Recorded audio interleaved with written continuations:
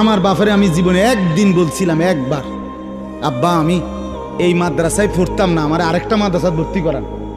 একটা কারণে বলছিলাম। আমার আব্বা বলছিল, ফুত পরের বেলা ভাতের লোকমা আমার ঘরে ধরো না, খোদার কসম,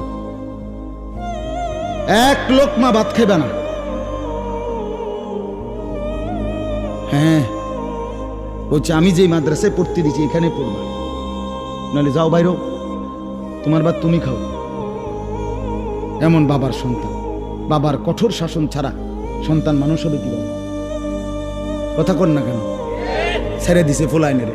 16 বছরের ছেলে, 18 বছরের ছেলে, 14 বছরের ছেলে তার সামান্য ফোলাইনের লগে সারা দিন সারা রাত মোবাইলে উলঙ্গ ছবি, নাচ গান, প্রতিবন্ধীর মতো পাগল, সুস্থ না, মাতালের মতো হাসে, ঠেঙ্গাল গিদে, এতেরে লাথি মারে, এতেরে থাপ্পড় মারে, এতে চুল ধরে টানে। তুই তো পাগল বেটা, তুই তো তার সিরা বেটা, তুই তো মাতাল বেটা, তোর তো ডাক্তার দেখা দরকার।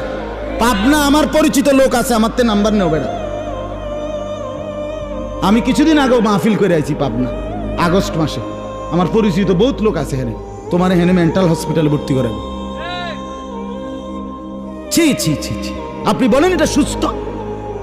আপনি বলেন না এটা স্বাভাবিক ছেলে যে নিজে নিজে হাসে, নিজে নিজে দাঁড়াইয়া ফেসাব করে, আটতে আটতে ফেসাব করে, মানুষের যেই কোনো মহিলা দেখলে তারে টিটকারি করে, তার পিছনে পিছনে হাঁটে, সমবয়সী পোলাফানের একজনের লাথি দেয়, একজনের আপনার থাপ্পড় দেয়, একজনের চুল ধরে টানে, একটু পর পর নিজে